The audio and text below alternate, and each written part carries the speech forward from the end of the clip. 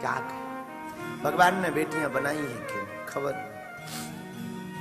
बेटियां लक्ष्मी हैं, बेटियां पराया धन है, पर ये ऐसा धन है जो अपने घर पर उजाला नहीं करता, दूसरे के घर पर जाकर के उस घर को बढ़ाता है। एक बिटिया हमसे पूछ रही थी, कनन बिटिया, महाराज अगर बिटिया धन है तो ये दान क्यों दिया जाता है, इस लक्ष्मी को घर से बाहर क्यों किया जाता है? बेटा ये ऐसा धन है, लक्ष्मी तो चंचल होती ही है एक तो, और दूसरा बेटी रूपी धन ये ऐसा धन है जो दान देने के लिए ही प्राप्त होता है, और ये धन उसी को प्राप्त होता है जिसका पिता दाता होता है। ये बेटियां साधारण गरीबों के घर में नहीं होती, दाता के घर में बेटियां होती हैं। जो बाप दाता हो, देने की सामर्थ्यता रखता हो, जो मां दाता हो, देने की सामर्थ्यता रखता हो, ऐसे घर में बेटियां होती हैं।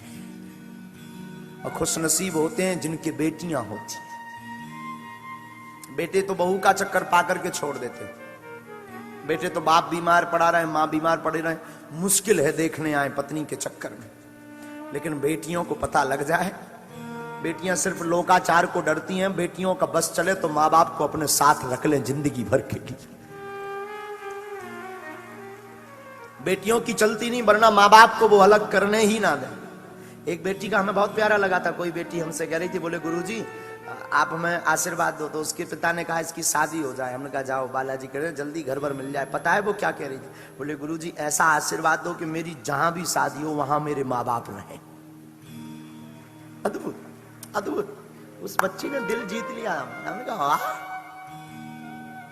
बेटियों का बस चले तो बेटियां माँ बाप को और मुझे लग रहा कि जमाने में अगर बेटियों के पास जिम्मेदारी होती माँ बाप को रखने की, तो आज अनाथालय नहीं होते भारत में।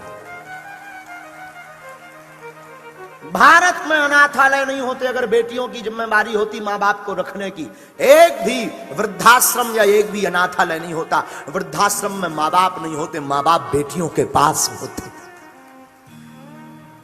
अनाथों की भांति वृद्धाश्रमों में नहीं माता पिता डले होते।